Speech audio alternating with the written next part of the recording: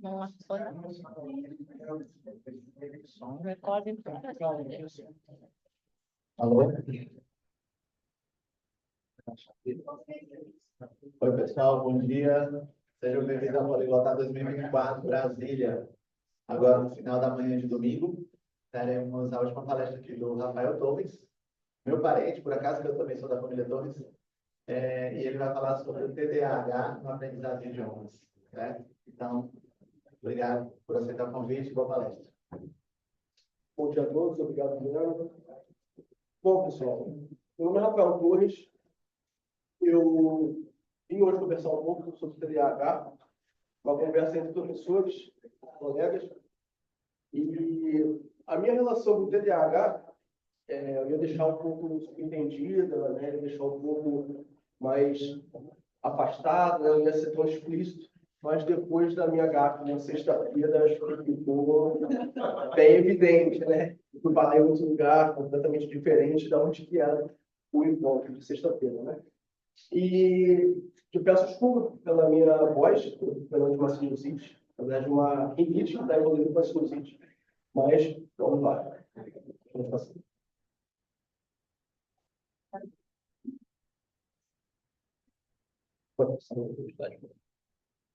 Bom, gente, eu comecei na educação aos 17 anos, saí da formação de professores, o curso normal, né, que está sendo quase que extinto, né? É difícil achar o curso normal hoje em dia, mas eu peguei essa raiz da educação e fui evoluindo, né, passando pela pedagogia, fazendo graduações em idiomas, especializações em ensino de idiomas, né? No caso, o inglês, tradução, interpretação, tradução do inglês do português para o inglês e também adicionando o francês. Hoje eu atuo na comunicação, tradução e interpretação no contexto offshore, né? Em plataformas de petróleo e embarcações, fazendo a tradução, também trabalho com aulas particulares também. Vamos começar com, eu botei com uma dinâmica, mas é mais um exercício, para a gente entender um pouquinho desse meio do TDAH. Né?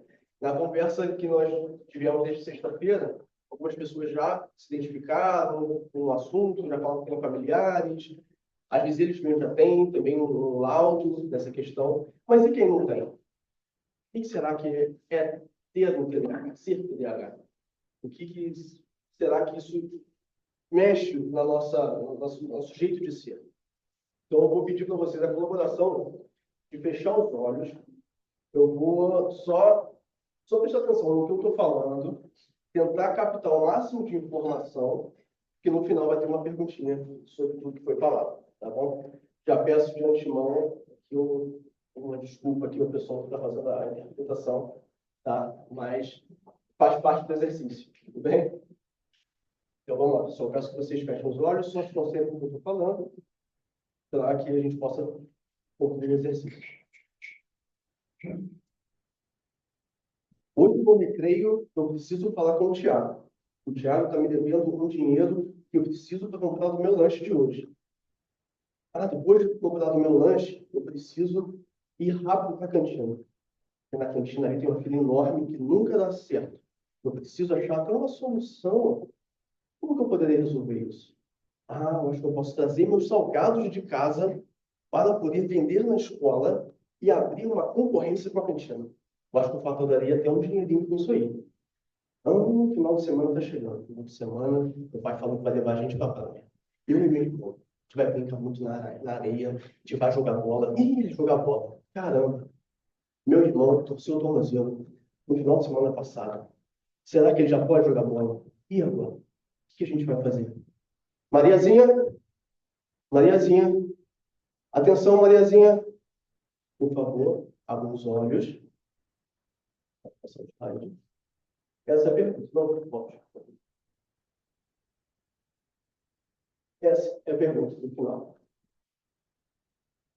O que isso quer dizer, gente? Mariazinha está sentada na sala de aula. O professor de matemática está explicando a questão do pai. E a mente dela simplesmente começa a vagar por assuntos aleatórios sobre coisas que parecem interessantes para ela, como o recreio, como a alimentação dela, como o que ela vai fazer no final de semana. quem que ela vai brincar? Então, e quando o professor chama ela de volta para a realidade, não faz a menor ideia do que está acontecendo. Bem juntos.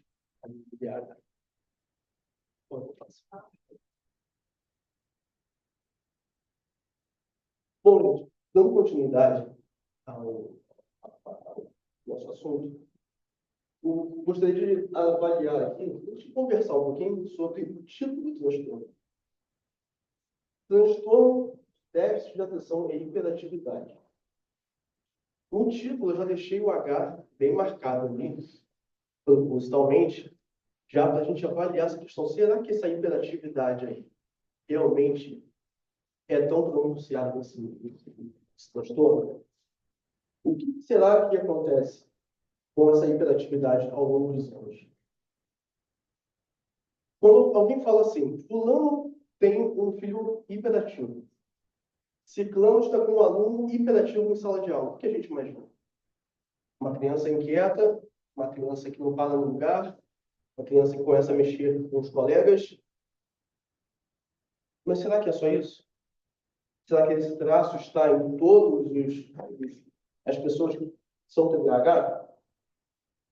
Você está com o caso de um aluno, uma criança que estava com sobrepeso, e um colega achou que ela não poderia ser TDAH justamente porque ela estava em sobrepeso.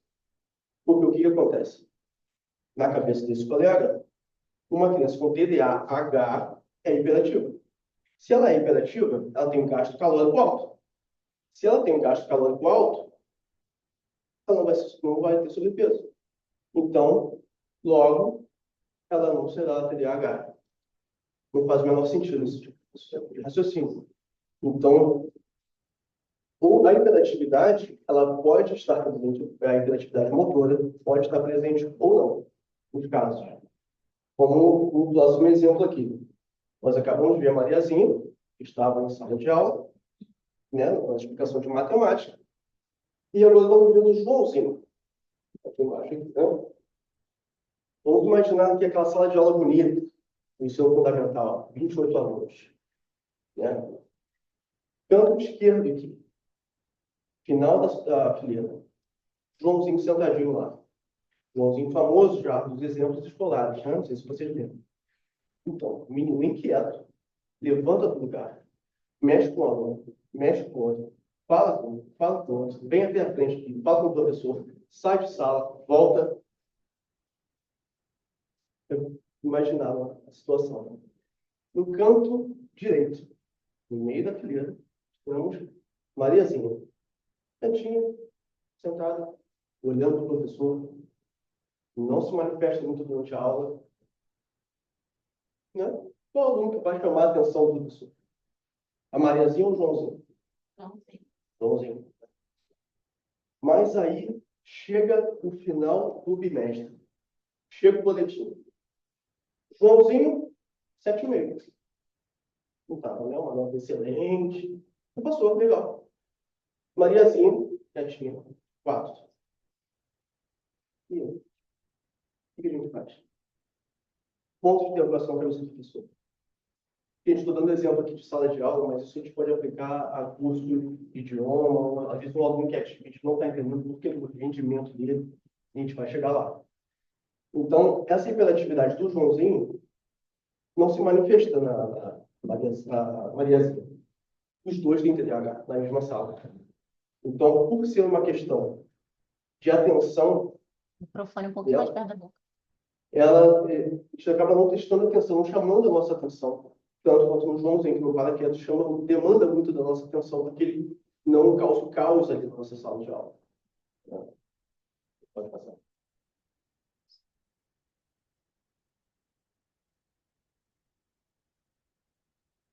Agora, vamos ver sobre o título também, nós vimos sobre a hiperatividade, vamos ver sobre o déficit de atenção. Como nós fizemos com a hiperatividade, né, o que a gente imagina quando a gente fala hiperatividade de uma criança, o que a gente imagina quando a gente estuda um déficit de atenção?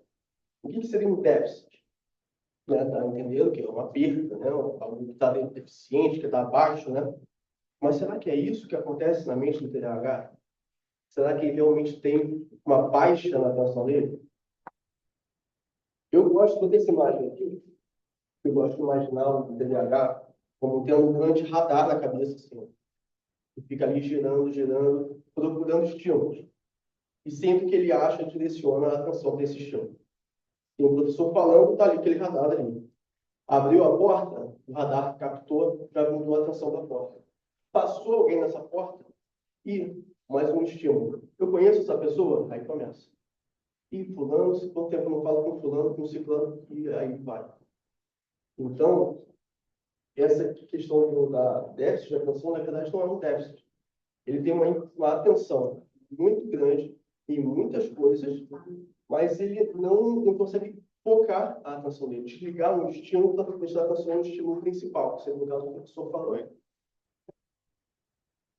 E a questão do hiperfoco também. Nós vamos chegar no hiperfoco mais à frente, mas quando o TDAH encontra uma atividade que ele tem interesse, que ele tem paixão, ele consegue focar nessa atividade, passar horas, perder hora do almoço, esquecer de ir ao banheiro, virar à noite, isso, e por aí vai. Então não é um déficit de atenção.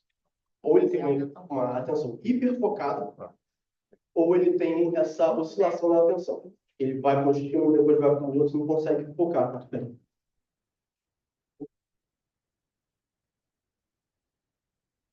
Critérios para o diagnóstico, né? Segundo o DSM-5. Mas o que é o DSM-5? É um manual diagnóstico e estatístico de transtornos mentais, é organizado pela Associação Americana de Psiquiatria. Então, segundo, né, o DSM-5, o padrão persistente de desatenção e ou hiperatividade, impulsividade, que interfere no funcionamento e no desenvolvimento dessa criança. Eu não trouxe aqui todos os critérios, são muitos, e a palestra fica muito extensiva, muito maçante, mas pelos exemplos, acho que a gente já conseguiu ter uma ideia, como é o Joãozinho, como é a Mariazinha, e vamos chegar no outro exemplo também.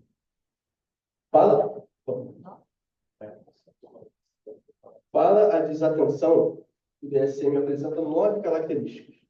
E essas 9 características, a pessoa tem que ter pelo menos 6. Tendo 6 dessas características, essas características têm que persistir pelo menos 6 meses. E causando um impacto negativo na criança. Então, por exemplo, ela é desatenta, uma característica. Não consegue permanecer com a atenção ali focada por muito tempo na mesma atividade. Tá, mas e se alguém chamar a atenção dela, ela volta e fica? Ou ela não consegue, você está sempre divagando, está sempre viajando. Então, é o grau de intensidade e a frequência com que isso acontece, que vai determinar se realmente esse traço que aparece ali, se vai ser contabilizado ou não, para fechar no lado.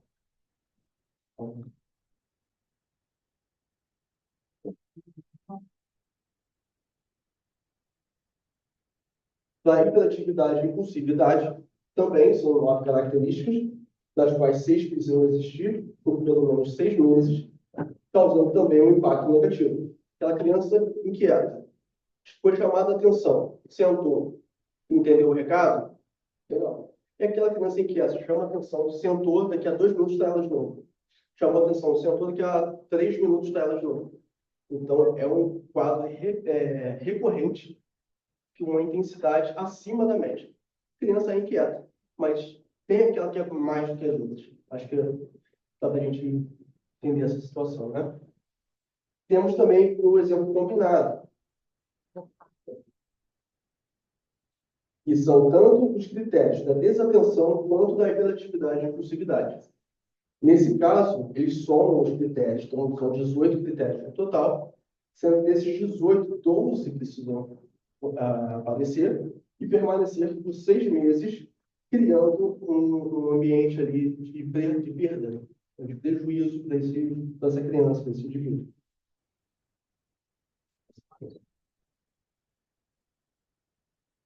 Quem pode laudar? Quem pode ajudar? Quem pode contribuir nesse laudo? Nós temos os médicos, que são os neurologistas, psiquiatras, neuropediatras, que trabalham em conjunto com neuropsicólogos e psicopedagogos.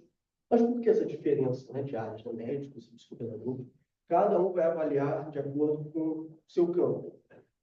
Tem a parte dos médicos, né? Precisam talvez receitar um remédio para ajudar essa criança, essa pessoa.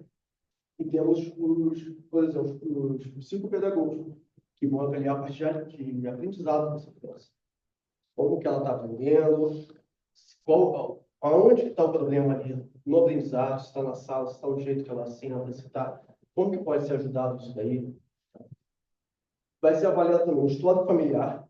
O TDAH é genético, então alguém na família pode ter traços de TDAH, mesmo que não seja laudado. Então pode ser um pai, uma mãe, pode ser um avô, um tio. Não é necessário que seja diretamente pai e mãe.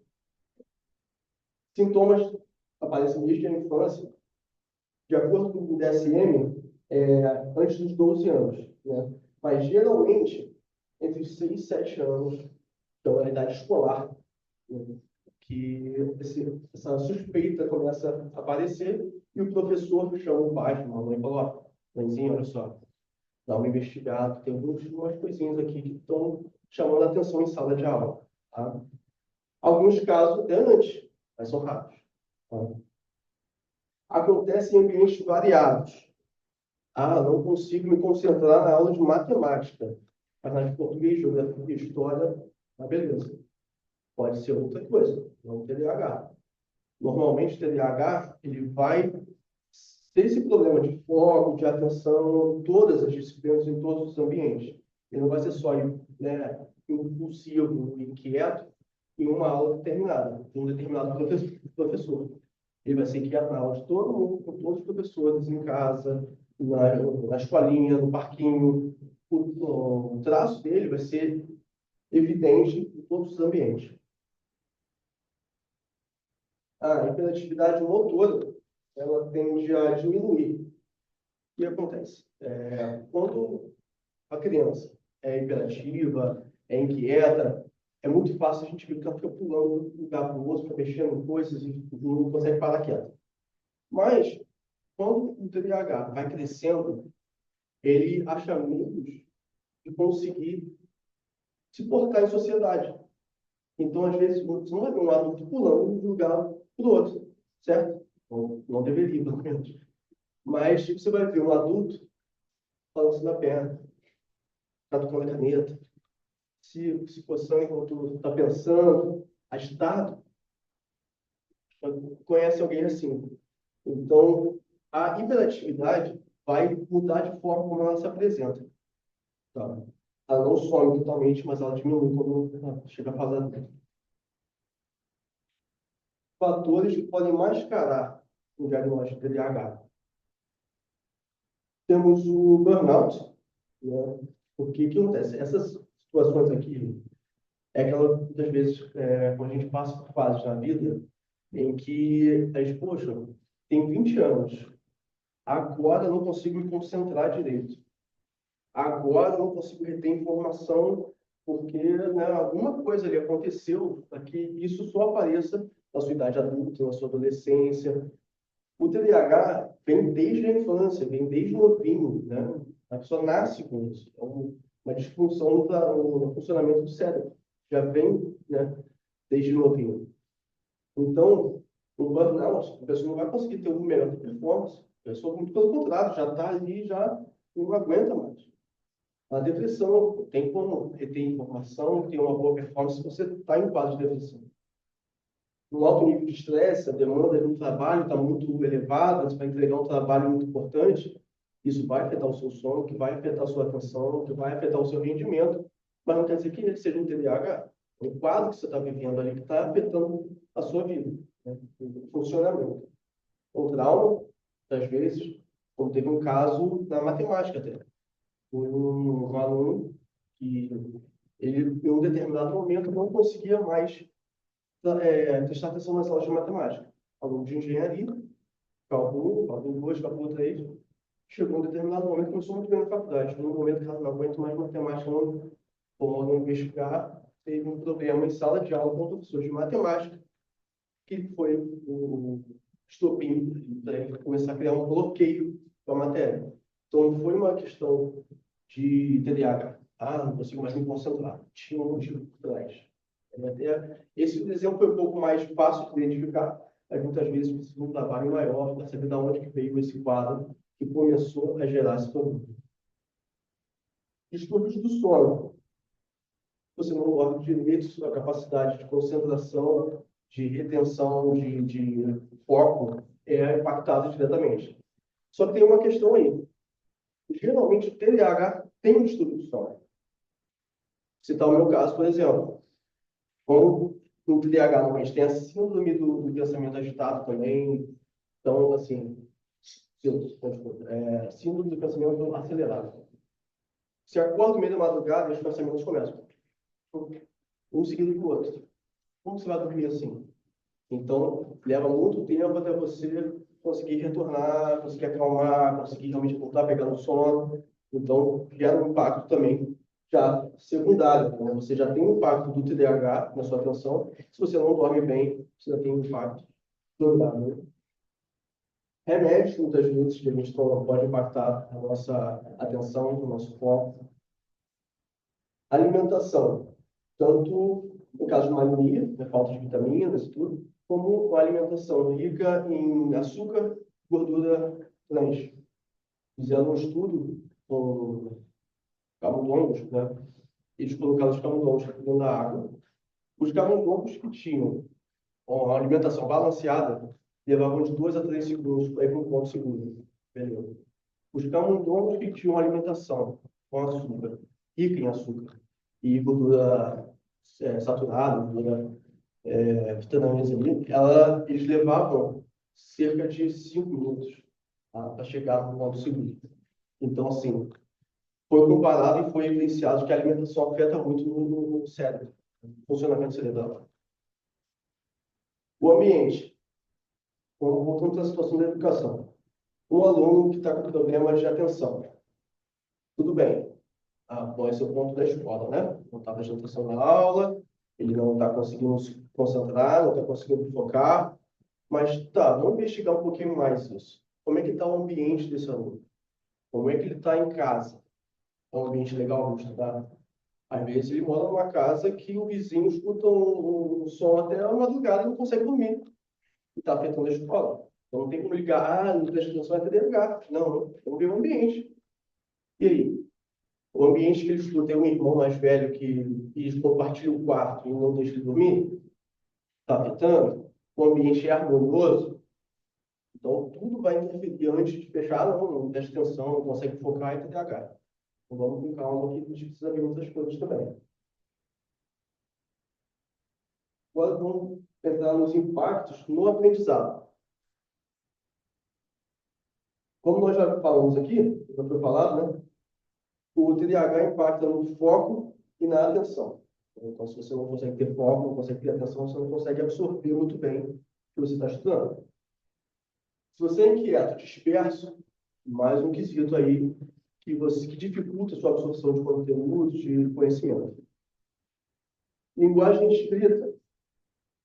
Alguns TDAH têm dislexia também.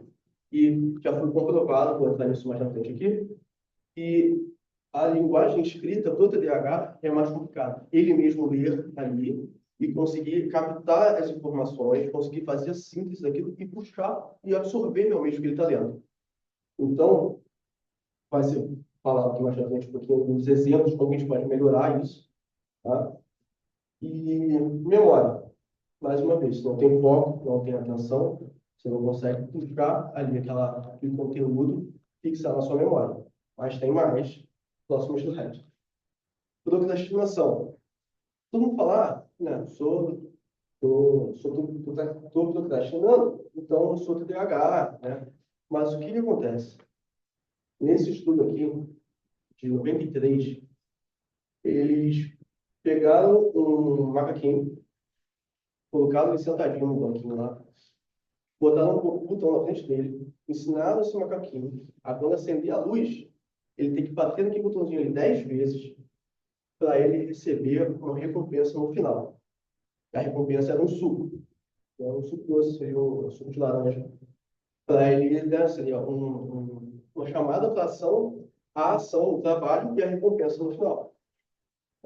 Só que como que isso funciona no TDAH? Onde que foi o pico de dopamina desse estudo? Quando a luz acendia, quando ele batia no botão, ou quando ganhava o suco? Alguém? Suco, né? Recebia recompensa, pico de dopamina lá em cima, né? Não. Essa é a questão. Quando a luz acendia, a dopamina é lá em cima. Ou seja, teve a chamada para ação, ele, opa, vou ganhar minha recompensa. Vou trabalhar aqui para ganhar minha recompensa. Beleza. No TDAH, para recompensas de curto prazo, funciona muito bem. Para de médio e longo prazo, não.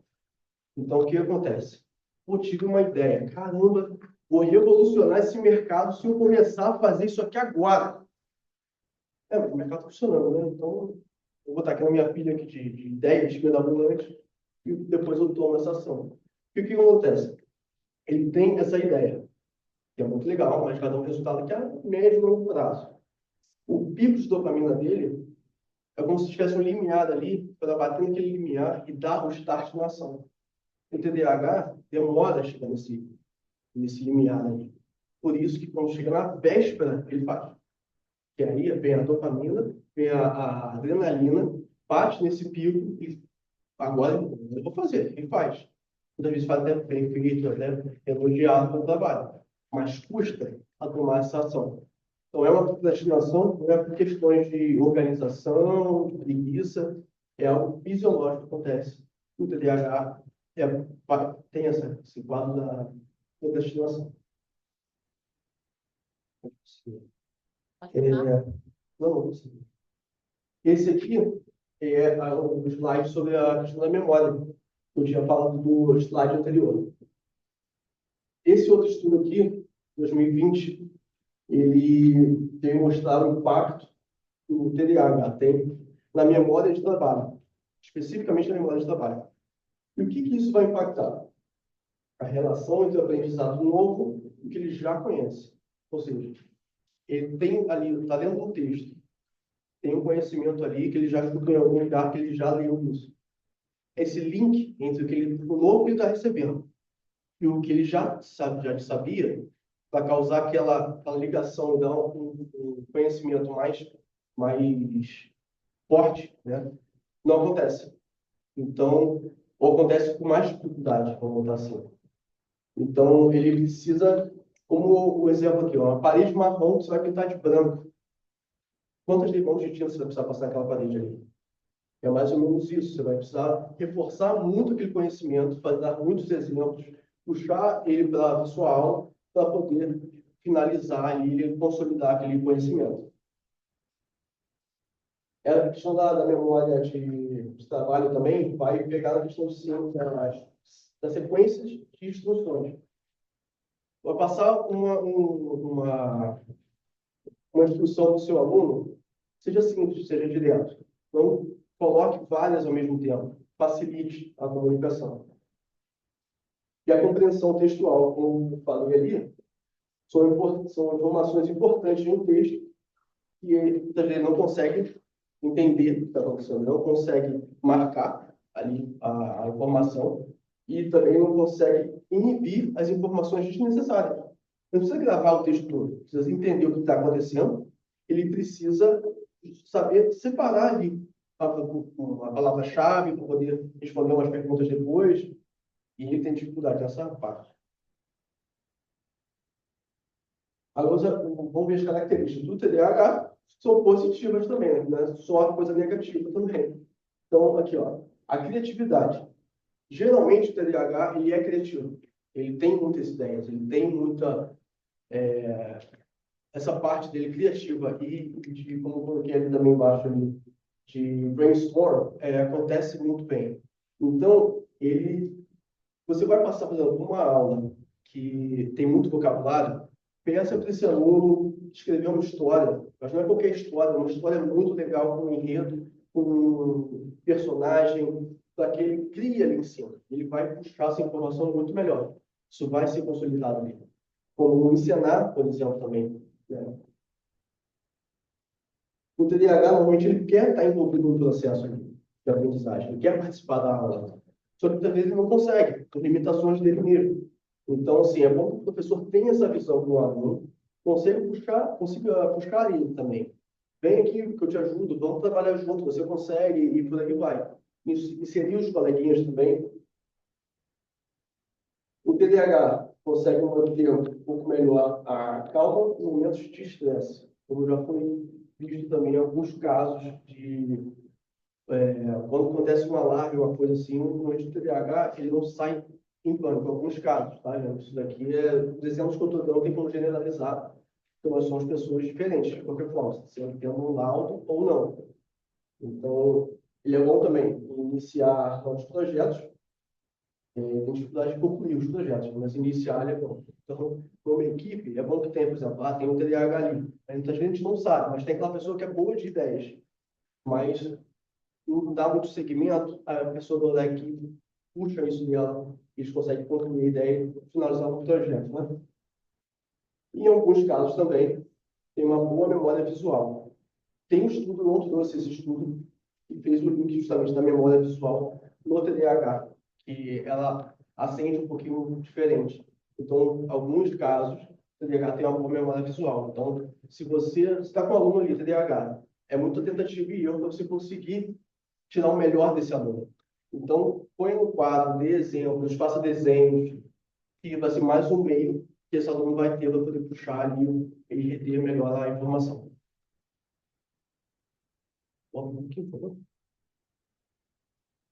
No caso real, eu dava aula no curso de idiomas, curso de inglês, no estado do Rio. Ou seja, quem for do estado do Rio que talvez conheça.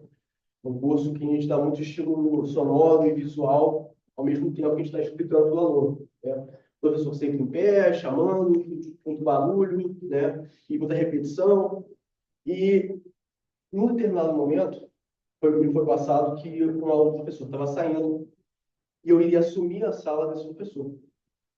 Nessa troca de professores, normalmente a turma já dá uma baixada ali na moral, já fica meio... Peraí, conhecia o jeito do fulano explicar. Né? Como é que será que é esse novo professor? Será que eu vou me adaptar? Então, dá essa balançada. Né? Então, eu entrei nessa turma, o coordenador também avisou, olha, tem um aluno ali que é TDAH, laudado, medicado, então, vai lá e vê como é que vai ser. E já está na lição 4. Nesse curso, chegava até a lição 20, na lição 10 tinha uma prova, termômetro ali, para saber se a turma estava indo bem, se estava todo mundo conseguindo acompanhar. Então, eu cheguei nessa turma já na lição 4.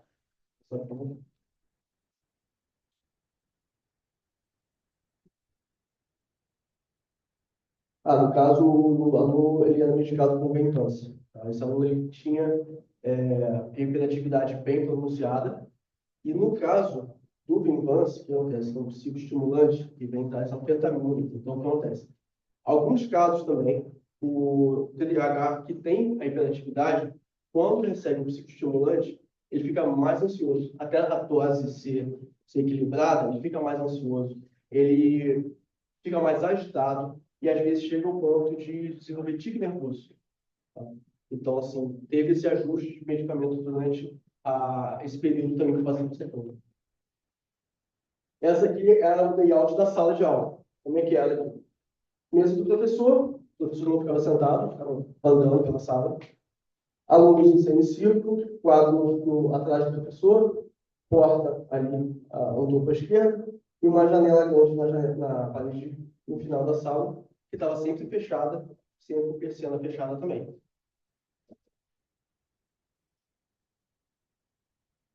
Quando eu entrei nessa turma, esse aluno específico, ele sentava nessa cadeira. Ali a gente pode pensar, bom, ele está sentado ali, de frente para o quadro, né? Perto do professor, de frente para o professor, então está tudo certo, né? Os colegas desse aluno, que no caso estava na parte dos 10 anos, tá? Essa turma era uma turma de jovens assim, de 10 anos, mais ou menos. Os colegas sentavam do lado. Começou aí o primeiro problema. O que acontece? O cérebro TDAH funciona como um radar, como eu dei o exemplo anteriormente. Qualquer estímulo vai puxar a atenção dele. Então, se ele está do lado dos colegas, já tem estímulo demais aí. Passar, por favor. Mas até o momento eu não sabia de tudo isso, não. Então, fui aprendendo conforme foi acontecendo. Aí, aqui, ó, vamos lá, os estímulos que aconteciam com esse aluno. Estava sentado aqui, tinha os colegas do lado, quadro, um estímulo, né? Porta, aquela portinha com um quadradinho de vidro no meio, que para o TDAH, aquilo ali vira uma televisão muito rápido, porque passa como deu exemplo anteriormente também, passa uma pessoa, ele vai com aquela pessoa ali, se ele conhece essa pessoa, começam pensamentos em cascata ali. Então, e mais um estímulo aqui, o professor. Eu não botei aqui, mas tem o professor andando, então, assim, mais um estímulo para esse aluno. Então, naquele lugar ali que ele estava sendo bombardeado o tempo todo por estímulo. Então, a capacidade dele de focar em alguma coisa estava muito reduzida. Então, olha, então nós vimos boa visualização do quadro, estímulos dentro da porta, janela que estava sempre fechada e era distante da rua também, então não tinha muito barulho nessa janela. Então, não era muito o foco ali de problema, não. Estímulo vindo dos colegas do lado. E o que acontece quando ele sentava nessa posição na sala de aula? Nota da primeira prova. Eu entrei na lição 4, então, assim, até pegar o ritmo da turma, até a turma me conhecer, as lições vão passando. Lição 10, primeira prova. A turma, no geral, teve um rendimento baixo. Todos vão chegando, né? Então, assim, a nota variou de 80 a 72, então, assim, a média era 70. Então, notas, né? Muitos passaram, mas uma nota não foi assim, nossa, caramba. Nota desse aluno específico, 40. Meio de livro, o aluno tirou 40, com a média 70, você fica, o que o professor faz nesse momento, né? Coordenação, ó, entra em contato com a família, vamos ver qual vai ser a decisão deles. Muitas vezes, né, como é no caso, ele estava com uma outra turma do lado, então tinha como migrar ele de uma turma para outra. Só que a família pensou, peraí, vou tirar ele no meio do livro dos colegas dele, né, expor ele para uma situação ruim. Todo mundo passou, ele ficou abaixo. Pô, vou passar ele para uma outra turma? Então, vamos fazer o seguinte, vamos manter e vamos ver o que vai dar isso aí.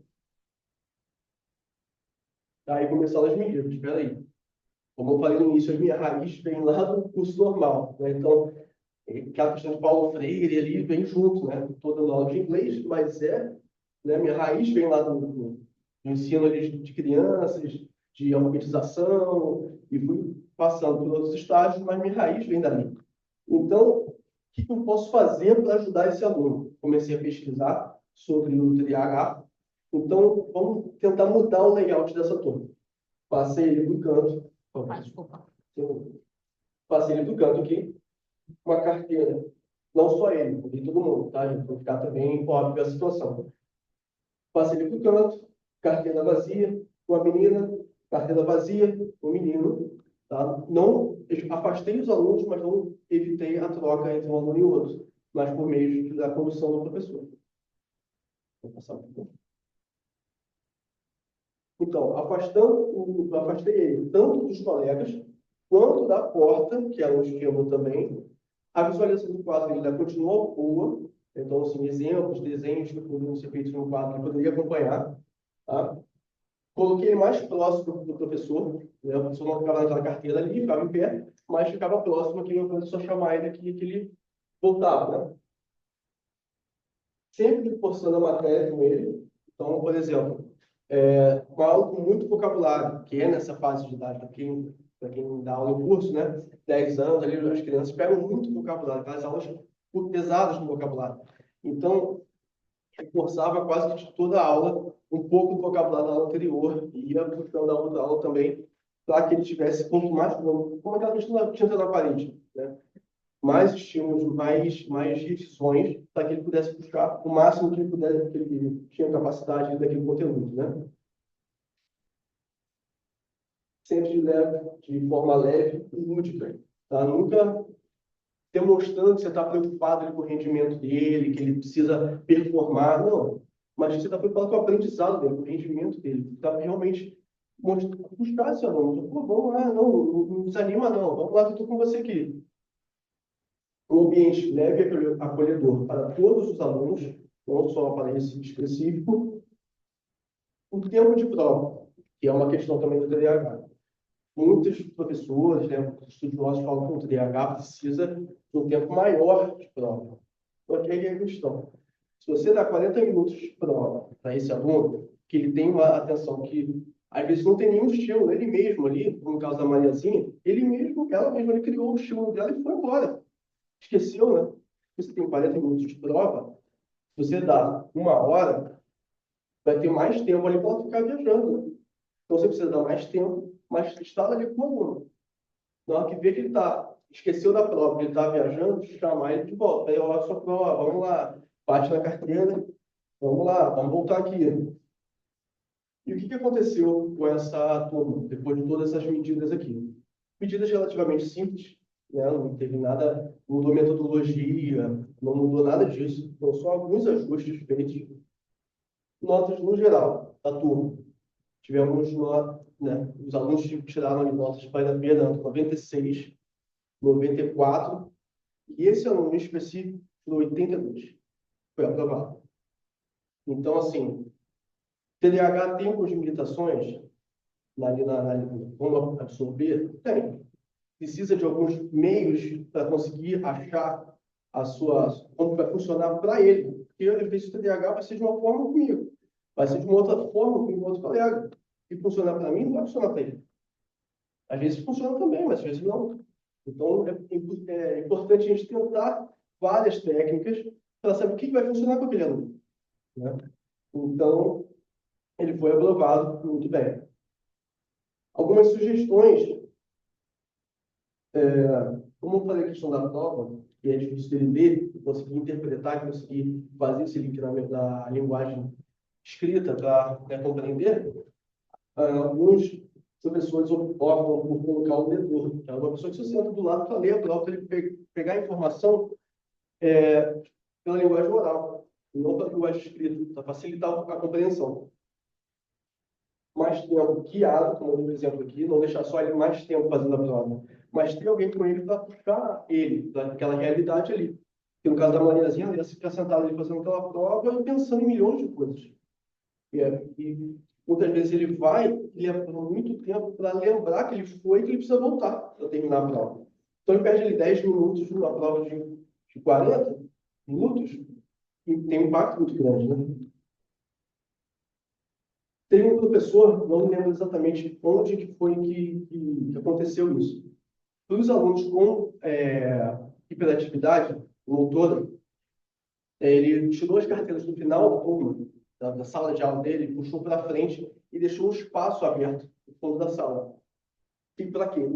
Esses alunos que tinham essa necessidade de levantar, de sair, de andar, de dar vazão a essa energia motora deles, eles poderiam andar ali no final da sala sem perder as explicações do professor. Então, assim, não precisava sair de sala, perder a explicação e voltar. Ele poderia andar ali dentro mesmo. Puxar o aluno para próximo de você, a localização desse aluno em sala de aula, dar reforços dispositivos, mostrar que está interessado no desempenho e em ajudar o aluno, parceria com a família. Por quê? Como eu citei antes, teve um caso ali durante esse livro que a gente trabalhou junto, ele teve um ajuste de medicamento. Então, variou ali o comportamento dele. Então, assim, é bom, mudou a diferença no comportamento do seu aluno? Aconteceu alguma coisa em casa, mudou alguma coisa? Para a gente poder ajustar isso aqui em sala também, para ele não ter prejuízo. Estimular a atividade física também ajuda bastante, principalmente para quem tem essa hiperatividade motora. Não passar atividades e instruções muito longas. Ser claro e objetivo nas solicitações. Eu vou colocar ele como um aluno camarada, né? Um aluno que pode ser um colega dele, que vai ajudar ele a centrar, vai sentar perto dele também. Não um aluno que vai sentar perto para conversa paralela, mas que vai sentar perto para ajudar a puxar realmente e explicar matérias para ele. Pode ajudar também. Colocar ele para ser o ajudante do professor, né? Ajudar a organizar a turma, puxar a participação dele, né? Rotina, muito importante. Limitar o uso de celular, principalmente perto da hora de dormir. E vamos lembrar, gente, que cada aluno, cada pessoa é único. Vamos ver um exemplo. Uma coisa, tudo bem, tem um laudo. beleza, é TDAH.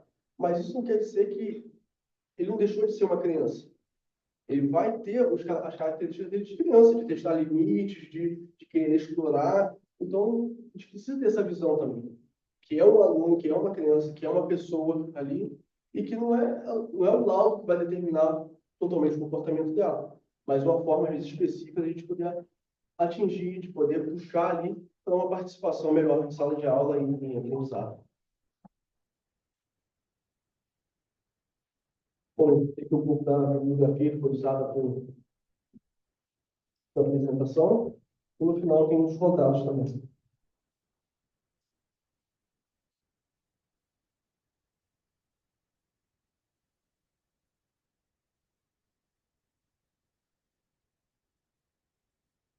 Bom, tem alguma pergunta? Alguém consegue comentar?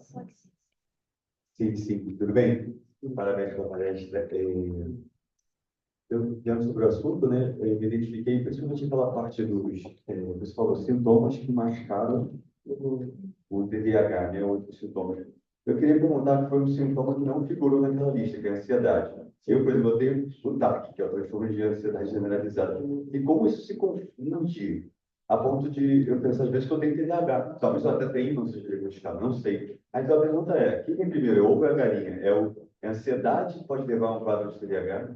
Ou o TDAH, ele acompanha a ansiedade?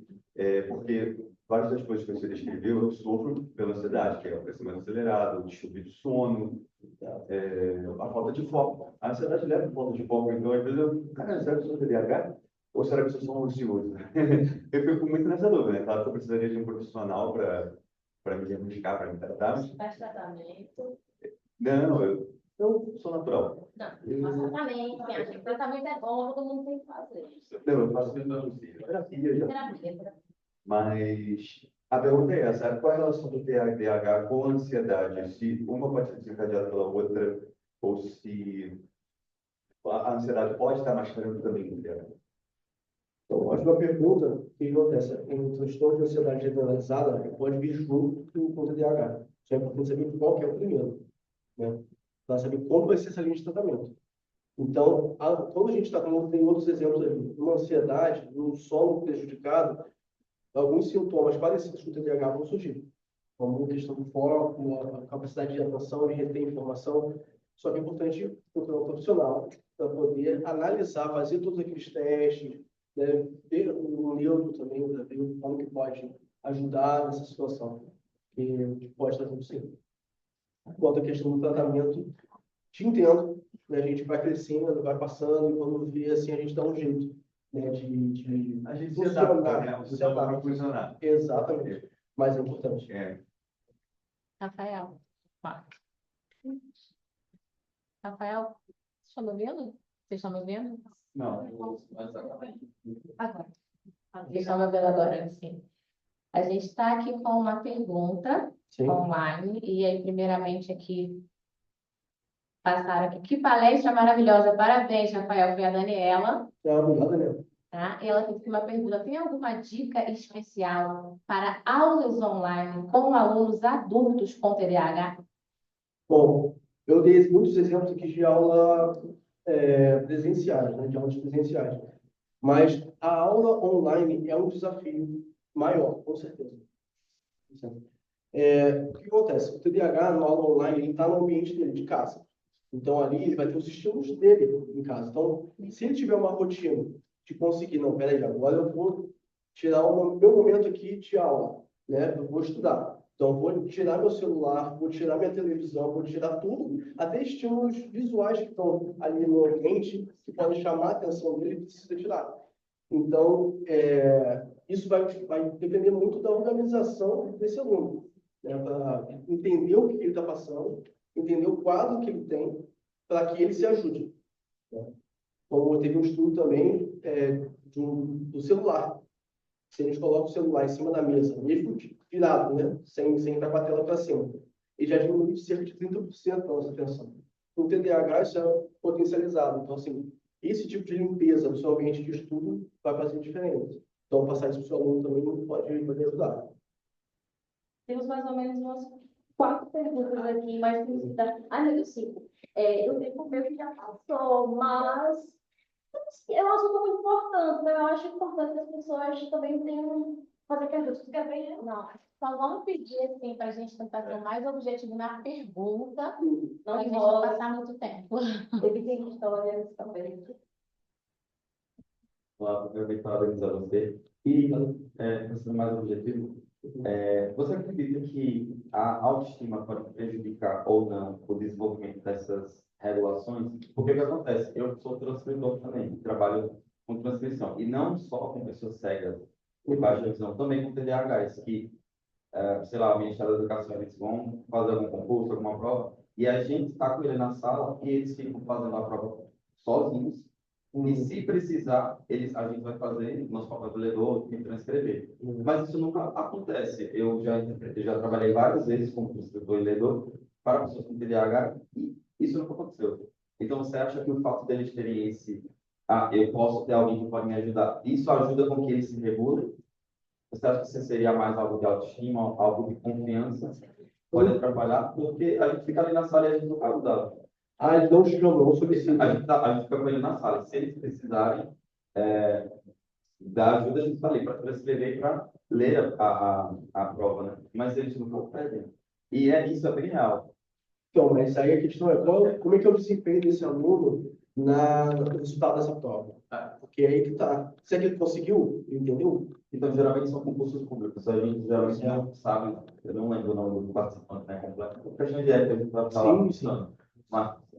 Mas é isso. Na hora que eles precisam, tanto aqui na inscrição, eles solicitam esse profissional. Né? Eles viajam para o local da prova, da aplicação, a gente recebe mais rápido. A gente está ali só para cumprir o tempo que ele pediu, mas ele não usou. Então, você acha que seria algo mais de autoconfiança ou autoestima? Ó, a autoestima tem a ver muito com o TDAH. O que acontece? O TDAH, como antigamente não se falava muito, principalmente das mulheres, as mulheres só vão passar a ser diagnosticadas com TDAH há pouquíssimo tempo. Então, isso vai carregando, principalmente na área ali da educação, uma baixa autoestima, realmente. Porque a criança vai passando, mas ela percebe, pô, peraí, meus coleguinhas entenderam, eu não entendi. Aí levanta a mão a primeira vez, não é, você não entendeu, entendeu? Aí já dá aquele baque. Daqui a pouco ela para de levantar a mão e vai se virando, entendeu? Então, pode ter uma questão de autoestima, sim. Mas é importante você ver, como eu dei o exemplo aqui, nem todo TDAH é igual. Então, pode ser que essa pessoa que estava fazendo a prova não tenha esse problema com a leitura dele. Ela conseguiu se virar, conseguiu entender, conseguiu ter um jeito dela de realizar essa prova. Então, pode ser. Quanto a isso hoje, então, eu vou fazer perguntas. Mas tem mais perguntas aqui, mas vamos dar um limite. Bom, bem, eu conheço muita gente com TDAH, conheço muitas pessoas que têm muitos transtornos, porque a partir do momento que você tem o transtorno, você também passa a conhecer e identificar outros. E eu tenho um aluno de 13 anos, geralmente eu não dou aula para pessoas mais jovens, mas ele tem aquela característica de ficar sempre distraído. Como eu gosto de focar em como a pessoa faz parte do meu método, mas a gente, muita gente vai reclamar disso porque é questão tradicional. Eu vou entrar na loucura da pessoa, seja lá o que ela estiver fazendo, digamos assim. Então, identificar o que a pessoa gosta de fazer, as coisas que fazem com que pegue atenção, ou que, por exemplo, esse aluno ficava se escondendo atrás da cortina, porque a gente tem aula na varanda, e riscava muito. Ele não é diagnosticado. Eu falei algumas características do pai dele, mas ele faz terapia psicanálise. Geralmente, o pessoal da psicanálise, eles não vão diagnosticar. Eles têm muito disso de apenas ouvir, blá, blá, blá. Isso aqui é uma crítica? Mas tem muito disso. Não é a terapia adequada para TDAH, eu sei disso. E, assim, você, na terapia, desenvolveu muito, melhorou bastante. Essa questão do ensino que você falou, não estou sendo objetiva, merda, mas essa questão de identificar e também quebrar essa barreira das pessoas não quererem ter um diagnóstico. Porque não é só a questão dos psicólogos não quererem isso, algumas metodologias da psicanálise não quererem diagnosticar, mas eu consigo identificar muitas características nas pessoas, porque eu convivo muito. Tem alguns TDAH que eu conheço que, misericórdia, me dá agonia. Eu tenho um amigo muito próximo que eu digo, caramba, você praticamente tem os critérios. Mas é aquilo, a partir do momento que isso aqui é uma dica para todo mundo, hábitos saudáveis, dormir bem, comer bem, fazer exercício, praticamente é a receita. Fazer o básico da vida do ser humano é praticamente a melhor forma de melhorar, seja lá qual for o transtorno que você tem. E é justamente o que não passa, é justamente o que a maioria das pessoas não fazem. Então, é meio que fundamental, mas o fato de não ter esse controle acaba dificultando muito. Até mais sobre essa questão desse tabu e o fato das pessoas não quererem aceitar e, ao mesmo tempo, acho que entendeu, né? Questão de Sim. crianças, características. Essa questão que você levantou de entrar no mundo da criança ali é muito interessante, porque precisa um hiperfoco nela. Ela está arriscando para ter um hiperfoco na cor, essa que gosta de colorir. Então, chama e ela vai no hiperfoco lá. Se for um hiperfoco realmente, ela vai se dedicar muito mais. Então, naquilo ali você pode botar a matéria que você estiver ensinando ali junto. Ah, vamos colorir aqui esse desenho dos nomes em inglês, das frutas em inglês, por exemplo. Ah, vamos pintar aqui ou desenhar o quarto de casa com o vocabulário do quarto da casa. Então, Depois de caos, livro, essas coisas que agradam. sim, Isso é muito interessante, deve ser falado e respeitado. a questão do laudo ali que você falou é interessante, porque não só, não quero ser laudado, não quero. Mas a partir do momento que você sabe o que está acontecendo com você, você consegue se direcionar melhor, entender, ter respostas das questões também que aconteceram no passado, né? Por que eu tinha tanta dificuldade na escola quando eu era pequeno? Por que eu vou fazer certas coisas? Então, assim, isso vai te responder. Né? Tem mais 4 perguntas aqui, Marcos. Pessoal, muito obrigado aí pela participação. Obrigado, Rafael. Isso aí, o pessoal ainda tem mais perguntas. Quem quiser pode falar com o Rafael aí, né? Paralelamente. Sim. Pode conversar. Então, agora vamos dar vontade. Obrigado. Não é porque, galera, senão a gente não acaba aqui, né? Não, eu posso finalizar tudo aqui, ó.